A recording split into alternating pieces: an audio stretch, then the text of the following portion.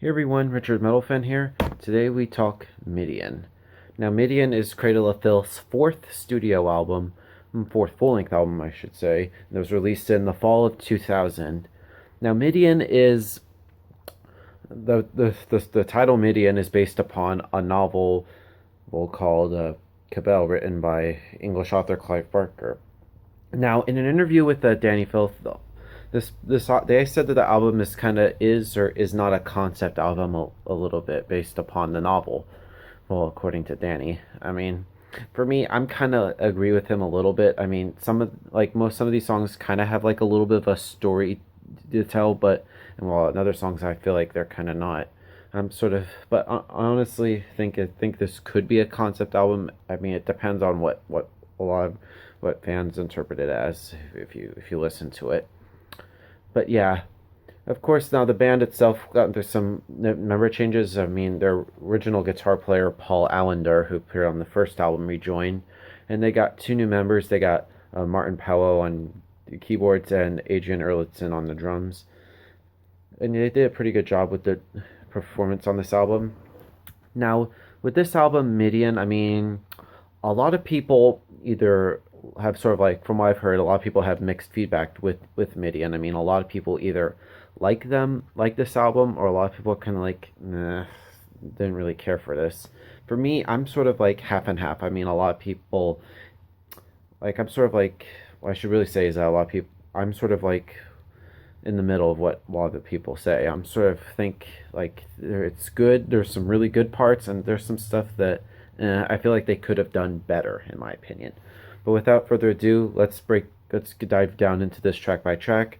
Now we open up with the song "At the Gates of Midian," which this song it's an instrumental, by the way. It's about 2.5 minutes, and for me, this it kind of feels like it kind of drags out too long. I mean, 2.5 minute intro instrumental is kind of I wish, I mean, but I feel like it does get better after like a minute and 46 seconds. They should have just got rid of that first minute and 46 seconds and just have the rest of it be sort of like the little mini intro.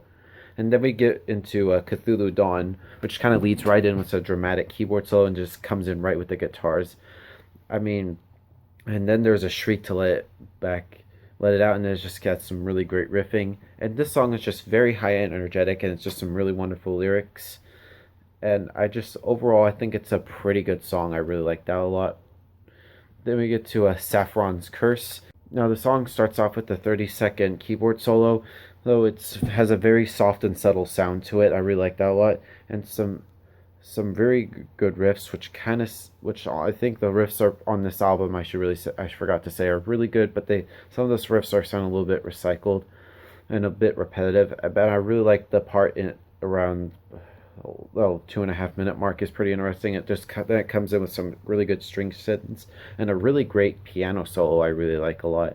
And then Danny Phillips kind of does a little bit of weird vocal parts. He kind of like does a little half whispers and gurgles, which I thought was pretty okay.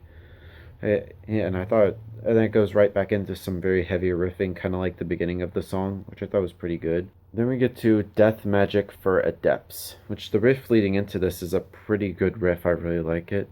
And I just love the drums on that song. It's pretty good. It's just very entertaining over Danny's vocals. And the guitar work here is much better on this song. I really like that a lot. And this song is pretty fucking brutal at times, and I just think it's pretty awesome. And then we get to Lord Abortion. Now it kind of has a bit of a dark piano intro, and it has a little bit of a nice sound clip of a woman saying, "Care for a little necrophilia." It's pretty fucked up, don't you think?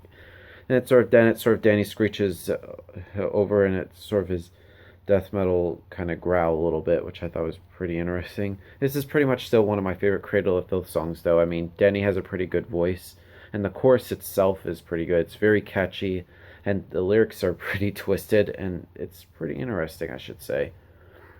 Then we get to, if I'm pronouncing this right, Amor e Morte, if I'm saying that right. The song itself is pretty good. It has more of the same riffing, and I just I think Danny does some good vocals here. It just has singing more of a deeper voices in the verses, and then the bridge and the chorus he kind of like does his little shrieks that he does. The drum work on this song, it feels kind of a little bit bland. It's a lot of the rat-a-tat-tat kind of going. I thought it was okay. And then we get to Creatures That Kissed in the Cold Mirrors. This is another instrumental. Well, it's kind of longer than the opening track at the Gates of Midian, and I actually like this instrumental a lot more than that. I think it's a pretty good song. Then we get to Her Ghost in the Fog, which kind of starts off with a very creepy piano intro, and then it goes into some more good riffs.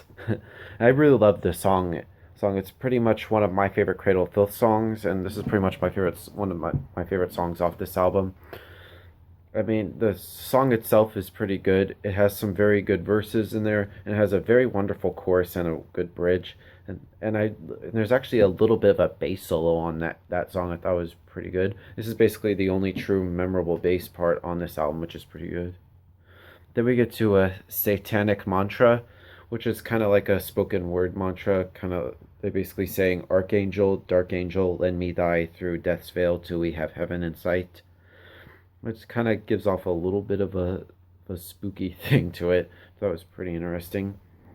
Then we get to Tearing the Veil from Grace, which kind of has a piano and then some string said. Then he does sort of like a deep mumble, then yet another one of his trademark screech. Just some similar riffing, and it has a bit of a slow and moody, and it's kind of heavy, but it also but it kind of sounds a bit muddy. And there's some interesting changes, which kind of makes the song kind of enjoyable. But the song kind of drags out too long. It's like about 8 minutes long.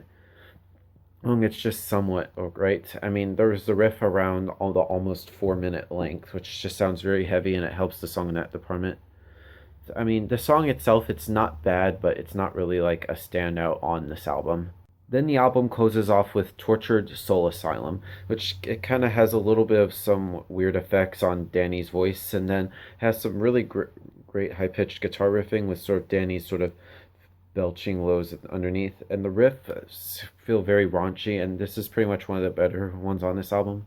I feel like the keyboard isn't really like the main part. Like in other songs, the guitar is doing the most of the work for once, which is pretty cool. And Danny's voice is pretty interesting in this song, which I thought was cool. But overall, Tortured Soul Asylum is a very kick-ass song. Pretty good way to end this album.